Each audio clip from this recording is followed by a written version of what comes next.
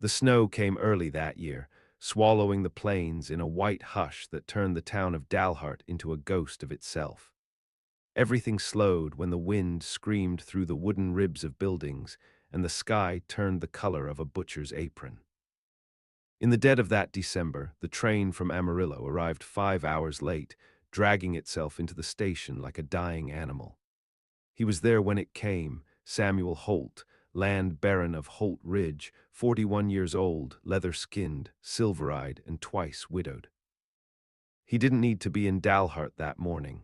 His horses were bedded down against the storm, his ranch hands drinking whiskey by the stove, but something had stirred him out of bed. Something cold and wordless, like the dream of a fire just gone out. The girl was sitting on the bench outside the depot. No ticket in her hand, no bag beside her, just a threadbare dress and a coat too thin for the storm, soaked stiff with frost. Her knees were drawn to her chest, chin buried between them, eyes open but vacant like a calf struck dumb by lightning. He almost walked past her, but the stillness in her face caught him, something too hollow for sleep, too raw for death. "You waitin' on someone?" he asked. She didn't answer. He squatted beside her, resting one gloved hand on the iron bench. "What's your name, girl?" She whispered it, barely audible over the wind. "Willa. How long you been out here?" "I don't know." Her lips were cracked. One knuckle bled from being chewed raw. There were no stars left in the sky, just gray dust swirling in air too bitter for mercy. He took off his coat and laid it over her shoulders. She didn't flinch, but her eyes followed him now. "You got kin here?" "No," she said. "Where? Home?" "Nowhere." She was 17 at most, younger maybe. Just bones and cold skin and something deeper, like the silence of an old wound. He couldn't leave her there. He didn't ask more, just lifted her in his arms. She was light as a sack of hay and colder than anything he'd touched in years. By the time they reached the wagon, she'd passed out. He laid her beneath the blankets, wrapped her in his own coat, and didn't speak again till they reached the ridge. Holt Ridge was 50,000 acres of snow-buried pasture and black-timbered forest. It sat higher than the town, wrapped in wind and old stories. Sam had built it with cattle money and oil leases, but no sons, no daughters, no warmth to come home to. Just housemaids who didn't ask questions and ranch hands who knew not to. Willa didn't wake till morning. When she did, she was in the guest room, though it hadn't been used in years, and her throat burned when she tried to speak. A pot of stew waited on the table. Beside it, a folded note in Samuel's pen, "Eat, then we talk." She ate. She didn't run. That afternoon, he asked again. Where was she from? What had happened? She looked at the fire and said, "They burned the ranch." "My father died with it. I ran." "Who?" "The Claiborne men. They wanted the land." He said no. Sam Holt had heard the name before. The Claibornes were cattle thieves with a badge, owning half of Garza County through bribes and quiet murder. They'd gotten meaner over the years, mean enough to kill a rancher and leave his daughter for the snow. He didn't press her again that day. She stayed. At first it was silence between them, weeks of it. He'd bring her gloves or a new coat, then retreat. She'd clean dishes not asked of her, tend horses she wasn't strong enough to saddle. Slowly, they filled the silence with gestures. He taught her to shoot, and she watched how he rode.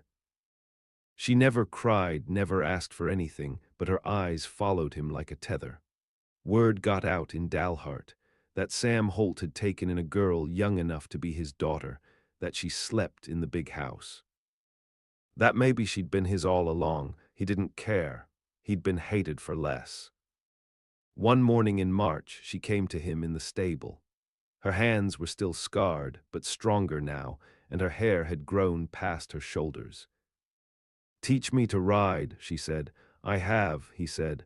"Not like that. Teach me to break a horse." So he brought her a wild one, a black colt with rage in his veins.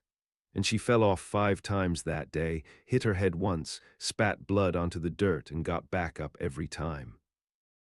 When she finally stayed in the saddle for more than 10 seconds, Sam saw something shift in her. Not pride, not victory, something older, a memory maybe, of who she'd been before the fire. That night they didn't speak, but he sat at the table longer than usual, and she brought him coffee without being asked. Spring came, and with it the town's curiosity. She rode with him now, into Dalhart, into Amarillo, into meetings with oil men who looked at her like she was a prize mule. Sam didn't correct them. But once, outside the auction house, one rancher made a joke about Holt's new filly loud enough for her to hear. Willa turned to the man and said, "If I were yours, I'd be dead already." The man laughed, but it was nervous. Sam looked at her like he'd never seen her before. That summer, a body was found in Garza County. One of the Claiborne men, shot through the eye, strung up by his ankles. Nothing was ever proven. But folks remembered Willa's name after that, and they said maybe Sam Holt had taken in more than a girl. Maybe he'd taken in vengeance. By the time summer waned, Willa rode like a soldier and shot like she was born to it. Sam didn't speak of what she was becoming, but he saw it in how she carried herself, in the way her hand hovered near the pistol at her hip when she stepped into a room full of men, and how she slept with her boots on, door unlatched, listening. She was not soft, not any more, and the cold in her eyes was no longer from winter. They didn't talk about love, not in the way others did, but it seeped in around the edges, in the calloused brush of hands during saddle work. In the quiet he allowed her at breakfast, in the way she waited for his return without needing to say so. By fall, she rode beside him like a partner. Still, Sam hadn't touched her. There was a line drawn in the dust between their ages, their pasts, and something harder to name. She was 18 now, maybe 19. A woman by frontier law, but the wound that brought her here hadn't closed. He watched, he waited. Until the night she bled. It was a Sunday when they heard the shot. One, clean and deliberate, not far from the barn. Sam was cleaning his rifle. Willa had been out riding the fence line. He bolted from the house, shotgun in hand, heart in his throat. He found her kneeling beside the body of a man, blood in the dirt, her face unreadable, the Colt still smoking in her hand. "Who?" he asked. She looked at him and said, "Another Claiborne." No fear in her voice, no tremor. Sam saw the mark on the man's hand, a broken C burned into the skin. One of the younger brothers, sent to scout or scare. He'd gotten closer than he should have. Willa stood, there was blood on her jaw, not hers. "I didn't mean to shoot him in the throat," she said, wiping it off, "but I'm not sorry I did." Sam didn't bury the man. He left the body strung across a horse and sent it riding east toward Garza County. A message nailed to the saddle horn. The girl remembers. That changed everything.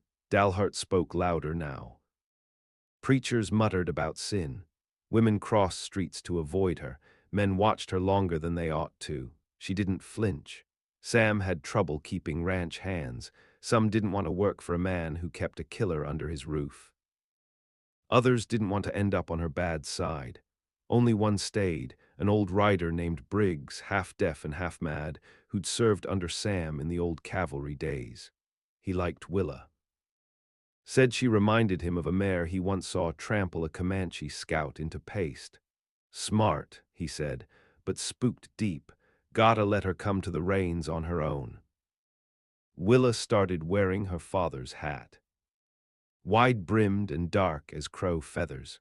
Folks said it made her look older, meaner. Sam thought it made her look more like herself. That winter she took to riding alone again. Sam let her. One night she didn't come back till past midnight. Her coat was torn and blood dripped from her sleeve. He met her at the stable. "What happened?" he asked. She looked up at him, eyes sharp under the brim. "They've been watching us, 4 of them. I left one behind. The others will tell Claiborne what I did." He stepped forward, touched her arm where it bled. She didn't pull away. "I'm not gonna stop," she said. "I'm not asking you to." That night, he poured her a shot of his oldest bourbon. She drank it without blinking. They didn't speak of love, still didn't, but when she stood to leave, he stopped her, touched her cheek. "Stay here tonight." She didn't ask what he meant. She just stayed. The first time they kissed, it was slow, not sweet, not soft, like touching a scar to make sure it healed.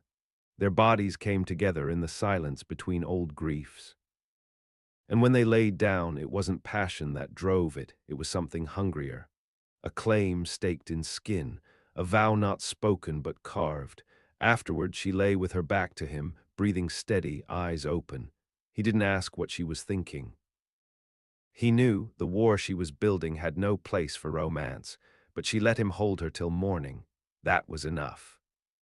By spring, Claiborne put up bounties, first quiet ones, then open. 500 for the girl. 1,000 for Holt. Willa didn't hide. She rode with her gun belt slung low, hair braided like a war widow, and a sawed-off rifle across her saddle. Men came, hired guns, drifters, bounty hunters. None of them left the ridge alive. One night she stood over the body of a man who tried to poison their well. She looked down at him like he was nothing but dust and spit. "I'm going to burn them all," she said, "every last Claiborne." Sam believed her. One morning a letter came, from Amarillo, stamped with the county seal. It was from Judge Harlan, who owed Sam favors and fear both. The letter read, "Claiborne, been granted legal dominion over the eastern stretch. Says you're harboring a fugitive girl. He's calling for a court order, wants you both brought in." Willa read it over his shoulder. She smiled, slow, cruel. "Then it's time I stopped waiting. You want to go to Amarillo. I want to make them choke on their own words." Sam didn't try to stop her. He saddled his best horse, loaded his rifle, and rode beside her into the fire she'd been walking toward since the day he found her half frozen on that bench. The road to Amarillo was long and windswept, a trail of dust and intent. Sam and Willa rode together, not as fugitive and guardian, not as outlaw and lover, but as something sharper. Like storm fronts bearing down on open country. They didn't speak much on the journey, though she watched the sky the way soldiers watch the hills. Like she expected a bullet from the clouds. They arrived before dusk, their horses lathered but steady. Amarillo had grown since Sam last rode through it, new rail lines, saloons, and a courthouse with a clock tower that ticked like a death watch beetle. The plan wasn't spoken, but both knew it. They would walk in quiet, they would leave loud. Judge Harlan sat heavy behind his desk, thick hands steepled, lips chapped with corruption. He wore his robe open like a badge, his pistol closer than his gavel. A man like him didn't stay alive in Amarillo without knowing how to shoot or bribe his way through sunrise. "You come to answer the summons?" he asked, looking at Sam. Then at Willa, longer than necessary, or to stir up what's already done. Willa didn't blink. "I came to tell the truth. Truth's just a story that lasts long enough to be printed." Sam stepped forward. "You owe me, Harlan. I've paid what I could. But this girl's got Claiborne looking for blood. He's greased half the state house. They're talking about raising a marshal unit." "She's under my name," Sam said. "My roof." "That don't make her clean." The judge's voice dropped. "Word is she's killed 4 already. Shot the last one through the mouth while he was begging." Willa leaned forward. He wasn't begging, he was laughing. There was silence, a heavy, sick thing.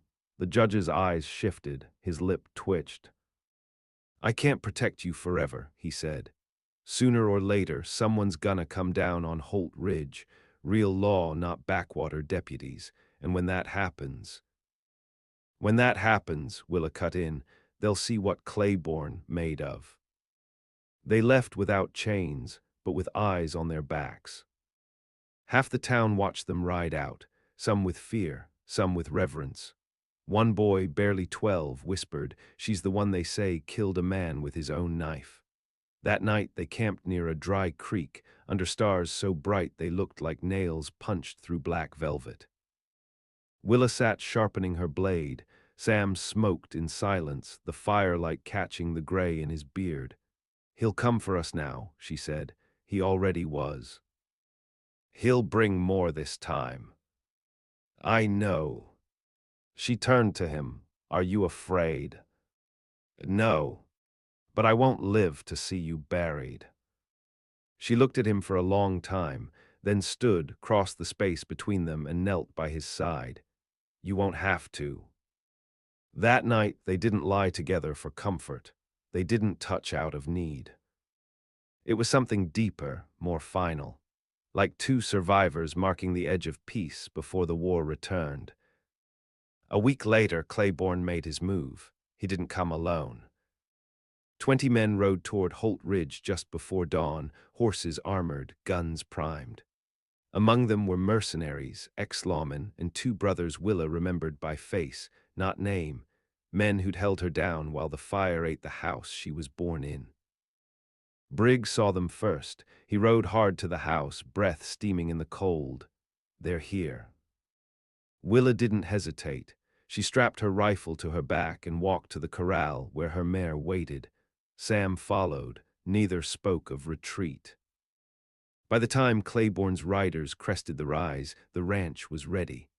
Barbed wire had been wound tight across the lower road. The bunkhouse had been turned into a kill box. Willa had dug trenches herself, soaked with lamp oil. The first man to break the line lost his horse to a buried spike. The second took a shot to the throat. Then came the fire. She lit the trenches. Flames danced like devils across the ridge, turning snow to steam and night to blood. Sam took the roof. Willa the gate she didn't miss. 4 fell in the first volley, then 6. Claiborne's men scattered, unsure if the fight was worth the price. But he came through the smoke on a black stallion, rifle in one hand, bottle in the other. "Willa," he roared, "I ain't come for the land, I come for your bones." She stepped into the open, gun low. "I still got 'em," she called back. "Come take them." He laughed, a deep, broken sound. "You ain't that little girl anymore, are you?" She fired once. The bottle shattered in his hand. He came anyway. She let him get close enough to smell her, to see her face. And when he raised his gun, she drew first, not to kill. Not yet. She shot the horse from under him. He hit the ground hard, shoulder first, gun lost. Sam was there then, stepping out of the smoke with the shotgun. Claiborne spat blood. "You gonna let her finish it?" he snarled. "You gonna let that little bitch take your name through the dirt?" Sam said nothing, just looked at Willa. She walked to Claiborne, boots crunching on burned snow. He looked up at her, one eye swollen, breath wheezing. "I remember you now," he said. "You were crying, screaming, when we lit the barn." She knelt, pressed the barrel of her revolver to his heart. "I didn't scream," she said. "You did." And then she pulled the trigger. The rest fled. Word spread before sunrise. Willa Holt had killed Claiborne herself. No lawman raised a hand. No jury met. In the space of a night, the ridge became legend, and so did she. After Claiborne's death, the land held its breath. What followed wasn't peace, but a silence stitched with tension. The kind of stillness that comes after a storm, when the sky hasn't yet decided whether to break again or clear for good. Sam and Willa buried the bodies where the ground thawed quickest. They didn't mark the graves, didn't speak a prayer. Just shoveled dirt and watched the blood vanish into soil that had already known so much of it. The last man to die had Willa's name carved into the handle of his knife. She tossed it into the fire that night and never mentioned it again. People stopped coming up the ridge, not lawmen, not drifters. Not even the old hands from neighboring ranches who used to visit for branding season or whiskey. Holt Ridge was holy now in the old sense, feared, not blessed, protected not by fences or borders, but by the memory of what had happened there. In Dalhart, they whispered about her with reverence and hate. Some called her the Widowmaker, though she'd never taken a husband. Others called her Holt's war bride, though the two had never spoken vows. She wore no ring. But every time she walked beside Sam through town, the air changed. Doors closed faster, men nodded slower, and women glanced away. Willa didn't care. She didn't ride to town for their approval. She rode for salt, powder, or feed, and left before the gossip could breathe. She never forgot Garza County. Never stopped watching the edges of the map, in case some cousin or bastard child of the Claiborne name tried to rise. But months passed and nothing came. That winter a blizzard swallowed the ridge so deep the snow reached the windowsills. They were trapped inside for days, firewood dwindling, livestock dead or dying. Sam came down with a fever. She nursed him with old remedies, boiling willow bark and whiskey, wrapping his chest in wool soaked with bear fat. For 3 nights he drifted in and out of a darkness that frightened her more than gunfire. On the 4th night he woke to find her sitting beside him, rifle across her lap, half asleep but still upright. "You think I'm gonna leave you behind," he rasped. "You're too stubborn," she muttered. "I never asked what you wanted from me." She looked at him then, raw and tired. "I didn't want anything, not at first. And now. I want the land, the quiet, a place to keep my back to a wall." Sam nodded. "I can give you that," he said.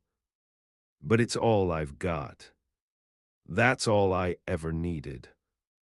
He reached for her hand. She let him hold it. The next morning the wind broke. The ridge came back into view. By spring they rebuilt. What the fire hadn't taken, the snow nearly had. But Willa was made for ruin, and she worked as if trying to outpace it. They built a new barn, reinforced the fence lines.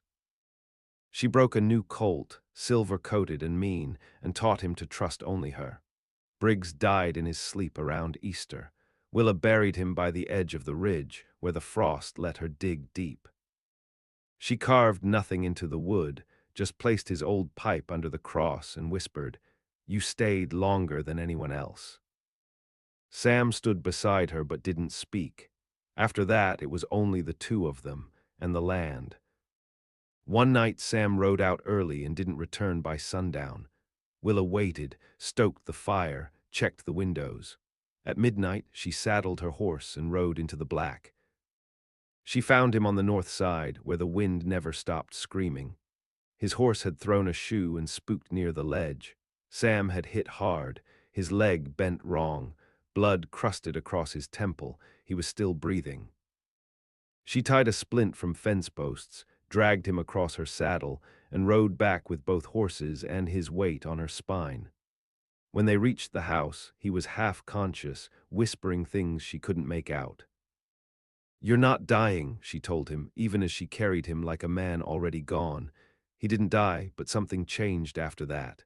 His strength never fully returned. He walked slower, slept more, took to staring out the window for hours. She tried to draw him out with talk, with books, even music, old records she found boxed in the attic, but his eyes stayed on the distance. "You've done what you came for," he said one morning. "You could leave now." "I didn't come for vengeance. I stayed for the rest." Sam nodded, but the light behind his eyes was dimming. They never spoke of marriage, never put words to what grew between them. But in the mornings, he touched her hand before she rose. And at night, she pulled the blanket over his chest before the fire went out. Then one summer morning, a rider came. A lawman, clean-shaven, riding a gray with government shoes. He brought papers, not a warrant. Not a threat, recognition. The state had ruled the killings at Holt Ridge acts of self-defense. There would be no trial, no bounty, no further pursuit. Sam had sent letters, one to a governor, another to a judge, and one to a newspaperman who still owed him. Willa didn't smile when she read the stamp, but she held it for a long time. "You're free," the lawman said. "Your name's clean." "No," she replied, "just quieter now." That fall, she found Sam on the porch, staring at the fire-red horizon. He looked thinner, but there was peace in his jaw. "Something happened?" she asked. "I heard coyotes this morning, hadn't heard them in weeks." She sat beside him. "That's good. Means the land, still moving, still healing." She said nothing. He reached into his coat and pulled out a silver ring, plain, shaped like a horseshoe, bent smooth. "It was my mother," he said. "Before she died, she said no woman ever took her name unless she could rope the wind." Willa turned the ring in her hand. "I've already got your name," she said, "but not the ring." "I don't need it." "I know, but I want you to have it." She slid it on. It fit. And for the first time since she arrived at that station, half dead and half vanished, Willa smiled without baring her teeth. The years following Claiborne's death didn't pass so much as grind by like wagon wheels over gravel, slow, hard, and full of dust. Holt Ridge settled into something almost ordinary.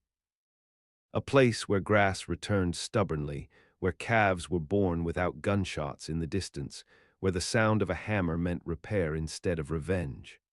Willa took over most of the writing.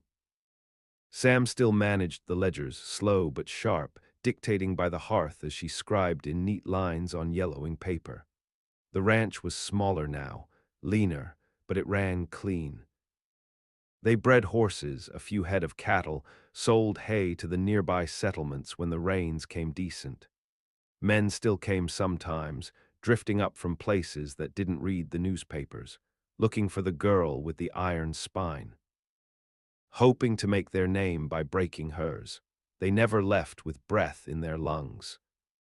In the spring of their 4th year, a young woman rode up the ridge on a chestnut Mustang. She was barely 20, with cheeks sunburnt and eyes hard from travel. "You Willa Holt?" she asked. Willa stepped out from the stable, dust on her sleeves, pistol heavy at her hip. "I am." "I'm Cassie. My father was Enoch Lang." Willa froze. That name was buried so deep it didn't echo anymore. "You're lying," she said flatly. "No, my mother was a saloon girl in Midland. She never told me much, just that he had another daughter. And that she watched him die." Cassie reached into her satchel and pulled a picture. It was old, creased, and grimed, but Willa recognized the face. Her father, younger, happier, and beside him the woman, pretty, hollow-eyed.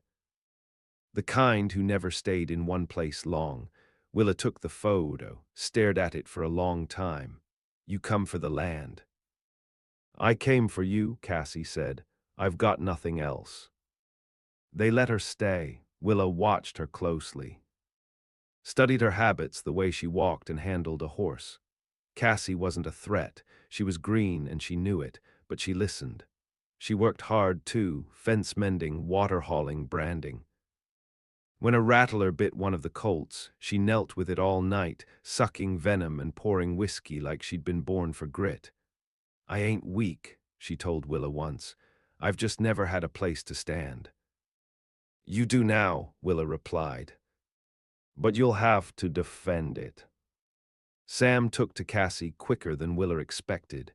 Maybe it was the youth, or the way she reminded him of Willa before the fire turned her iron. He taught her how to shoot better. He read to her from the Psalms when the nights got long. He told her stories Willa had never heard, about his first days riding cattle out to Kansas, about losing his first wife to fever. "He talks to her more than he ever talked to me," Willa told herself one night, standing on the porch, arms crossed tight. She wasn't jealous, just unsettled. She, grown, used to being the only one who knew his silences. Now she had to share them. It was Cassie who saw the smoke. High, far east, just over the low ridges where Holt land faded into the brush. They rode out together, three abreast, Sam with his old shotgun, Cassie with her borrowed rifle, Willer in the lead.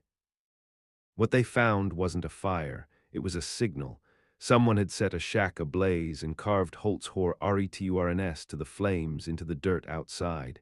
Cassie paled when she saw it. Who would? Willa didn't answer. She knelt. Touched the letters with her fingertips. The cuts were fresh, deep, done with something sharp and hateful. It was Claiborne's name behind it. It was someone newer. Someone who knew the old stories and wanted them reborn. They put the fire out. But the message stayed. Trouble returned that summer. A group of riders began trailing cattle from the west, cutting fences, setting traps on the outlying pastures.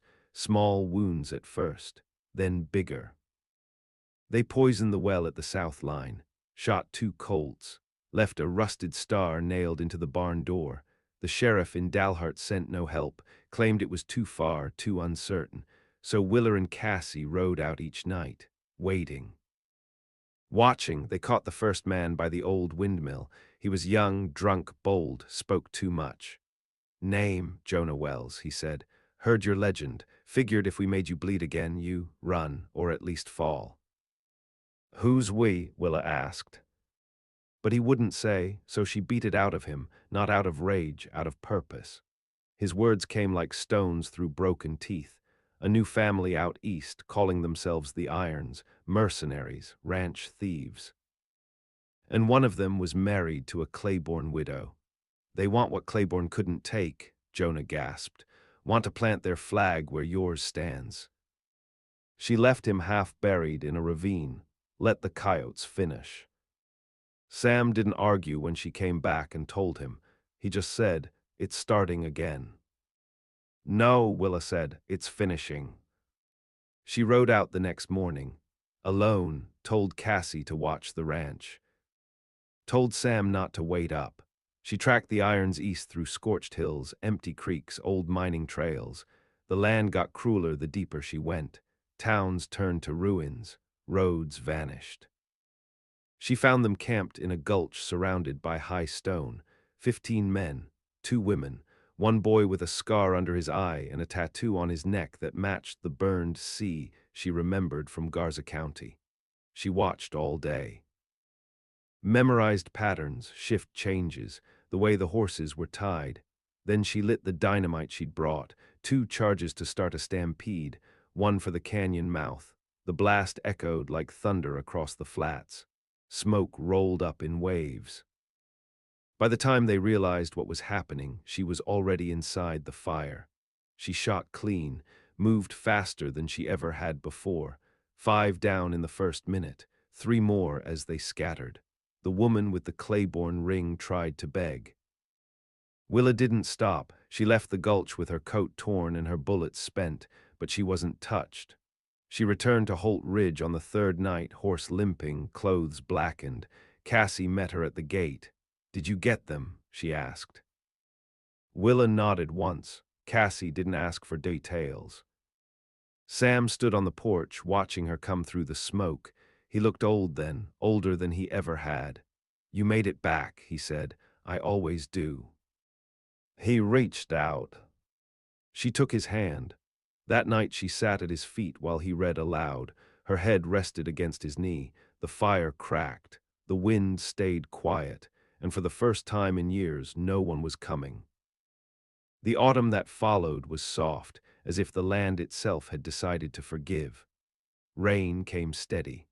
The grass grew thicker across the ridge, and for the first time since anyone could remember, the creek near the northern pasture ran full all the way through September.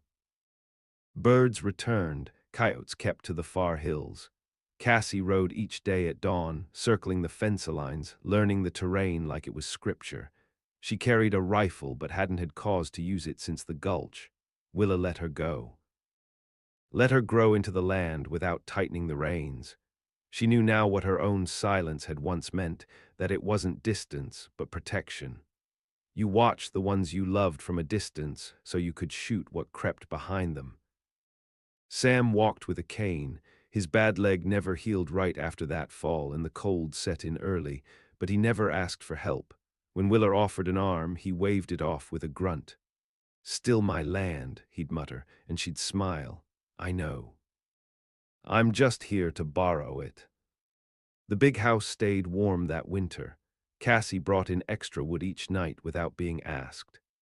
Sam spent long hours by the fire, reading the same books he'd read years before, but slower now, like he was savoring them for the last time.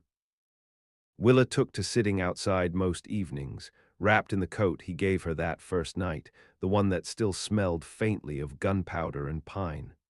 She watched the tree line. Not for enemies, those were all gone, but for the memory of what had been. The girl at the station, the fire, the weight of a name she hadn't been born with but had earned. Sometimes she'd speak out loud to the wind. Things like, "I made it," or "It's mine now," or just the names of the dead. She wasn't haunted, not anymore, but she wasn't free either. Vengeance had a price, even after it was paid. Sam died in early spring. Not sudden, not dramatic. He woke, made coffee, sat by the window, and fell asleep in the chair with the sun on his face. Willa found him there. She didn't cry. She didn't speak. Just knelt beside him, took his hand, and held it until it went cold. The funeral was small. Just Cassie, 3 ranchers from town who still had the spine to come, and the preacher from Eagle Fork who said nothing useless. Willa stood silent through the whole thing. Afterward, she walked up to the ridge alone and scattered Sam's ashes from the saddle of his old gelding. She didn't speak then, either, but the way she sat, straight-backed, silhouetted against the horizon, said everything that needed saying. She buried his cane under the porch. She left the chair by the window where it was. The next morning, she put on his hat. Years passed. Cassie took over the ledgers, hired help, ran the numbers clean. By 22, she had a rider's shoulders and a bookkeeper's eyes. She kept a photo of Enoch in the barn, beside a rusted spur she found in the gulch. Willa watched it all without stepping back. She was still the first one up, the last to bed, still rode the ridge every other day, but the war in her was quieter now, not gone, just resting, like a revolver kept loaded but oiled, untouched. Once a year she went to Dalhart. Bought whiskey, sat on the same bench where Sam had found her. The depot hadn't changed, the trains still howled. But no one looked at her now like she was a stray. They looked like they were trying not to stare. Sometimes she'd see girls stepping off the platform, lost, thin, holding too little, eyes like bruises. She never said anything, but she always left a coin and a wrapped biscuit on the bench before she walked away. The stories grew longer than the truth, they always do. Folks said she once shot a man through 2 walls, said she never slept indoors, said she could speak to ghosts. She never denied any of it. She just worked. The land loved her in the end, gave back what it could. Fruit trees she never planted, warm springs in places once dry. Even the horses came gentler to her hand. In her 40th year, Willa finally signed the land over to Cassie. She didn't leave, didn't vanish like some ghost hero in a dime novel. She stayed. But she stopped riding with a rifle, stopped checking her back trail. She started planting things, real things, tomatoes, beans, wildflowers, and 1 tree. Right where Sam used to sit. She planted it with her own hands and never said whose it was. When she died, it was quiet. No blood, no fire, just a breath drawn in and never given back. Cassie found her on the porch, hat tilted low, boots muddy from the garden. They buried her beside Sam. No stone, just the tree above her, taller now, reaching toward the ridge line like it remembered everything. People came that time. Not out of duty, but because they had to, ranchers, widows, sheriffs. A few women who'd once gotten off a train and found something waiting on a bench, a coat, a coin, a name. The preacher said nothing fancy. Just. She came through fire and gave back land. That night the wind moved different across Holt Ridge, softer, like it was bowing.